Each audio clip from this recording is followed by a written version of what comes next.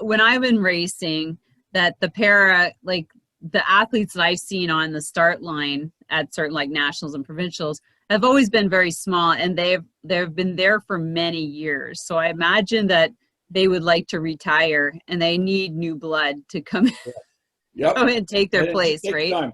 It just Yeah. takes time. Yeah. And so, all right, now you're in Forest City.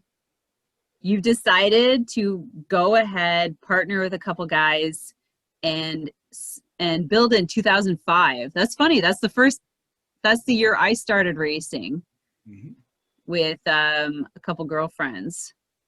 And I guess that's when OBC started going and you started running kids programs. Tell us about how that all got launched. It's interesting. The kids programs at FCV were basically September to April. And we would have kids come out and ride on the track on Saturday afternoons. And we'd coach them and train them and get them to do all the skills and get them to race on Saturday nights all winter long. And we didn't have a road program at the time. It was our focus was on track cycling and or mountain biking at that time. But in 2005, 2006, 2007, we said, you know what? All these kids are riding, and all these kids meant 15 or 16 kids through the wintertime. We're coming twice and 3 times a week for training. And come April, we'd say, see you later. And we didn't think that we should have a road program. And all of a sudden somebody, Reese Bateman said, one of the mechanics, one of the old time trackies in Ontario, said, hey, Rob, why don't we do something in the summertime? I can refurbish some road bikes and we can make them available, because the kids couldn't ask the parents to go out and spend $1,000, $1,200, $1,500 on a bike, because what if the kid didn't like it? So what we did was, with the kids that we had in the program, we said, hey, parents, do you want to get involved with some road rides? They'd be Saturday morning starting at 10.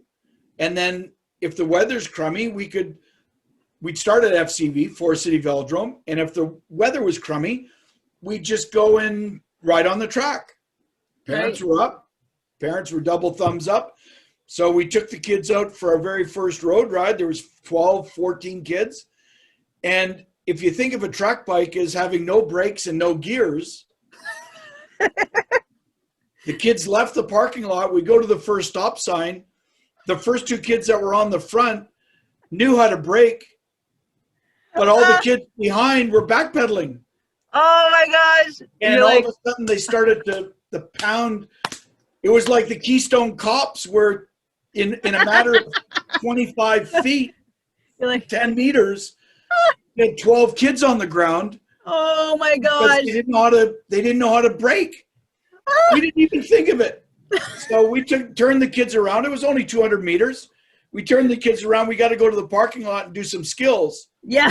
And that's where, if you think about it, 20 years later, that's where, or 15 years later, for KW Cycling Academy, that's where our parking lot skills and drills came from. And people go, well, why do you call it parking lot skills and drills? And I said, because if you take a kid that's 10, 12, 14 years old out on the road, that they're multitasking and their brains are going all over the place, and they have no skills on how to stop or change gears, you gotta help them a little bit and take them to a parking lot and show them how to stop.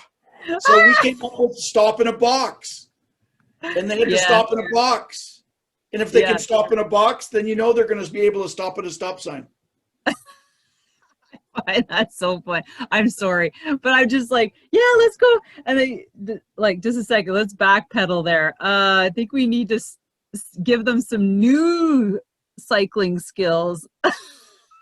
Correct. I could just see you on that day. And I remember that distinctly. That was our very first road ride after riding on the track all winter, and the kids were all pumped up. The parents were happy. We're able to keep the kids occupied for an hour and a half or so. And it didn't turn out the way we wanted. Oh, these bikes have brakes. What do you mean? I don't understand how brakes I'm work. used to And they got backpedaling. gears. Huh? I'm used to backpedaling to stop. What do you mean I have to use brakes to stop? Oh my gosh. Oh my gosh. But I could just You can picture see it. myself. Yeah. So Sorry. that was 2007, 2008. And from there we had a very successful, out of the Forest City track, we had a very successful run of 10, 12 years of producing athletes, training athletes, making them fast, giving them all the information to be able to comprehend and Yeah. and make quick decisions, whether it was on the road or on the track. And out of that program, we probably sent 12, 15 kids to either junior Pan Am championships or Wow. junior road world, junior track worlds. Right.